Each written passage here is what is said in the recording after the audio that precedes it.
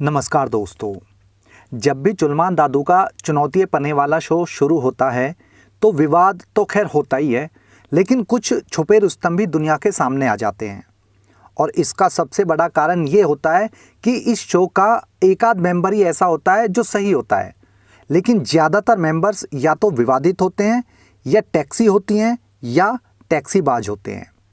इस बार भी कई नई टैक्सी शो में आई है तो कुछ टैक्सीबाज भी हैं। और अब शो जो है अपनी पूरी फॉर्म में आ चुका है। चीखना, चिल्लाना और सुना है गाली गलौज भी शुरू हो गई है। कुछ नाम बहुत ज़्यादा चर्चा में है और उनमें से एक नाम है टीना दत्ता।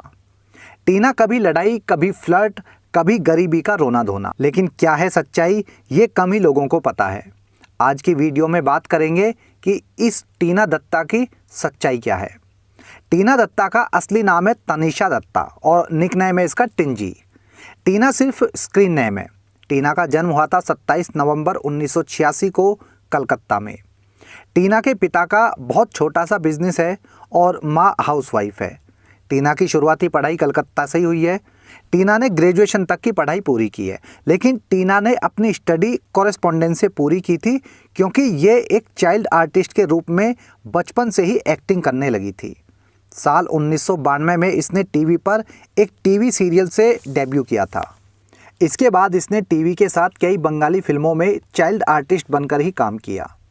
इसने 1992 से यानी सिर्फ 6 साल की एज से ही लगातार 2003 तक चाइल्ड आर्टिस्ट के रूप में काम किया।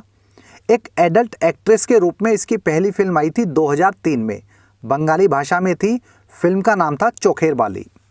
हिंदी फिल्मों में भी इसकी शुरुआत 2005 में ही हो गई थी। फिल्म का नाम था परिणीता, जिसमें विद्या बालन लीड रोल में थी। इसके बाद एक दो बंगाली फिल्मों में काम किया और 2007 से ये टीवी पर टीवी सीरियल में लगातार काम कर रही है।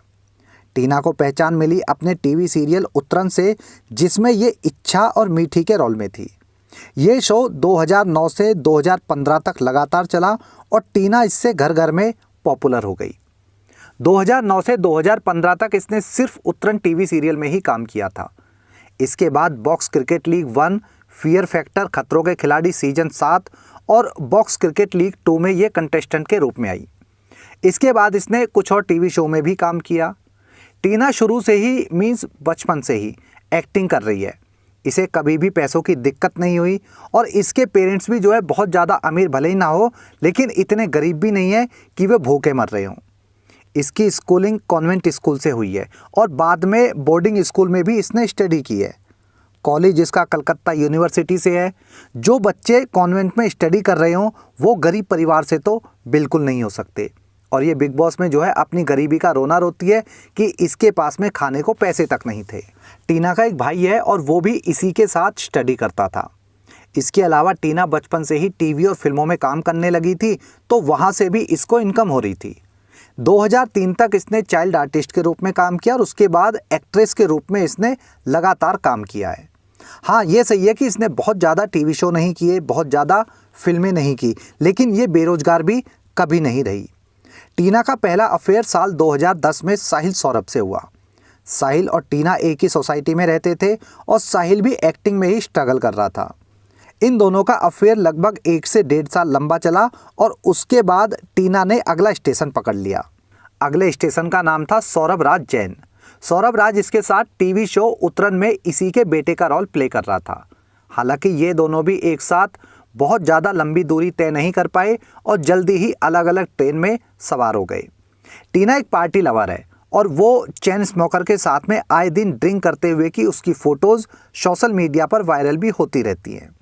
टीना एक सेलिब्रिटी वाली इमेज बना के रखती है और वैसी ही लाइफ भी जीती है। दिन में काम, उसके बीच खुद का काम, रात में नशे में टल्ली होना और उसके बाद अपने फ़िल्टर चेंज करवा के नशे में धुत होके सो जाना। टीना के साथ कई विवाद भी जुड़े हैं। टीवी सीरियल उत्तरन के समय टीना और उसकी को एक्ट्रेस सृजीता, जो कि बिग बॉस में भी इसके साथ घर में थी, इनकी लड़ाई काफ़ी ज़्यादा फेमस हो गई थी।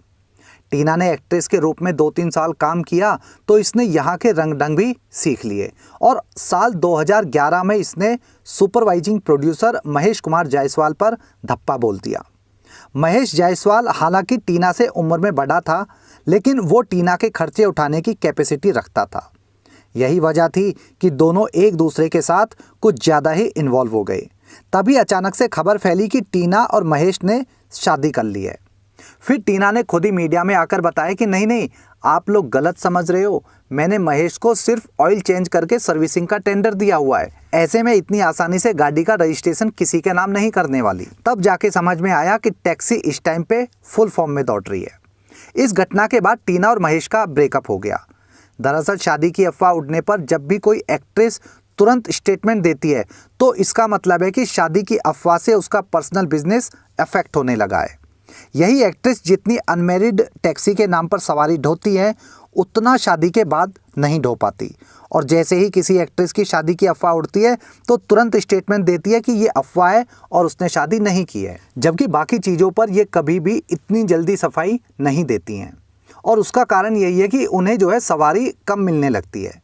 ये भी एक वजह है कि यहाँ मेल फीमेल एक्टर्स अधेड़ उम्र में जाकर शादी करते हैं और अधेड़ उम्र में सभी तरह के फ्रूट्स का मज़ा ले लेती हैं, तो फिर नहीं मिलता अपने टेस्ट का कद्दू और बाद में सब बन जाती है तब्बू। टीना की उम्र 36 साल हो चुकी है और इसके अभी भी कहीं कोई लक्षण नहीं लग रहे कि ये अपना बाजा बजवाने के लिए परमानेंट बैंड वाला हायर करने वाली है।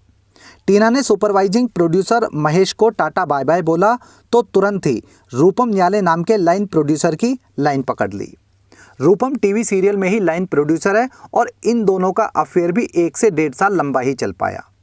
इसके अलावा टीना परेश मेहता नाम के बिजनेसमैन को भी टिंडे की खेती करना सिखा चुकी है। टीना की बाहर भले ही किसी भी तरह की कैसी भी इमेज हो, लेकिन टीना टीवी और बॉलीवुड नगरी में एक ऑटो रिक्शा ही मानी जाती है। टीना 2019 से ही टीवी से लगभग गायब हो चुकी है। 2019 में बॉक्स क्रिकेट लीग 4 के बाद ये 2020 में एक वेब सीरीज में नजर आई थी। बॉलीवुड नगरी में कोई रिक्शा, ऑटो रिक्शा या टैक्सी जब फुल स्पीड में दौड़ चुकी होती है तो बिग बॉस में उसकी जगह पक्की हो जाती है, क्योंकि ऐसी टैक्सी अपना गोल्डन टाइम निकाल चुकी होती हैं। और जिसका गोल्डन टाइम निकल चुका होता है वो बाद में फड़फड़ाती बहुत है, जैसे बुझता हुआ दिया फड़फड़ाता है, ठीक वैसे। और अपने अंत समय में इस तरह की एक्ट्रेस राखी सावंत जैसी हरकतें करने लगती है ताकि कैसे भी करके फुटेज मिले। जितनी फुटेज में रहेंगी उतना बिग बॉस को फ़ायदा होगा। बिग बॉस में टीना की हरकतें भी काफ़ी कुछ बता रही है। वो ज़बरदस्ती फुटेज लेने को मचल रही है और कभी किसी बहाने से तो कभी किसी बहाने से। बिग बॉस में इस बार तजाकिस्तान के सिंगर अब्दू रोजिक को लाया गया है, जो नाटे कद का है, तो अपनी हाइट की वजह से वो दर्शकों की नज़रों में हमेशा रहता है। यही वजह है कि टीना उसका फ़ायदा उठाने की कोशिश कर चुकी है। कभी उससे बात करती है तो कभी उससे फ्लर्ट करने लगती है। उसके फ्लर्ट करने का तरीका साफ बताता है कि वो बस फुटेज लेना चाह रही है और अब्दू रोजिक का फ़ायदा उठा रही है। इसके अलावा टीना शालीन भनोट से भी फ्लर्ट कर चुकी है और घर की मेंबर मान्या टीना का नाम जो है गौतम के साथ में भी जोड़ चुकी है। यानी टीना जो है चारों तरफ हाथ पैर चला रही है और अब्दू रोजिक के लिए तो उसने ये भी कह दिया है कि वो उसको डेट करना चाहती है। टीना जानबूझकर टैक्सी वाली इमेज बनाना चाह रही है ताकि बाहर आकर कुछ सवारी का इंतजाम हो जाए। एक साथ 3-3 लोगों के साथ में फ्लर्ट कर रही है और तीनों के तीनों खुश भी हो रहे हैं। और जाने अनजाने अगर तीनों सवारियों ने एक साथ धप्पा बोल दिया तो गाड़ी का अलाइनमेंट ऐसा खिसकेगा कि सर्विस सेंटर पर भी सर्विस नहीं हो पाएगी। और ये अब्दू रोजिक को बार बार मजाक करती है या उसे हल्के में ले रही है, तो इसे याद रखना चाहिए कि बंदूक का साइज कैसा भी हो, गोली का साइज सेम होता है।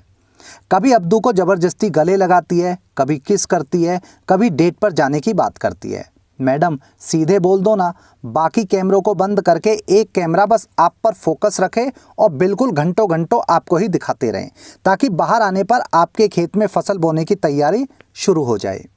मतलब ऐसे कहाँ होता है, कम से कम नेचुरल रहो तो शायद अपने आप फुटेज भी मिलने लगे, लेकिन जिस रास्ते से होकर बिग बॉस तक पहुंची हो तो नेचुरल रह भी नहीं पाओगी। टीना जैसों को बिग बॉस में लाया भी इसीलिए जाता है कि ये यहाँ पर आकर अपनी दुकान सजा ले और जितना हो सके उतना तमाशा करें। टीना के बिहेव को देखकर या उसके पहले के करियर के आधार पर आप क्या सोचते हैं, आप भी अपनी राय देना। इस वीडियो में अभी के लिए इतना ही। जल्दी मिलता हूँ अगली वीडियो में। जय हिंद, जय राम जी की।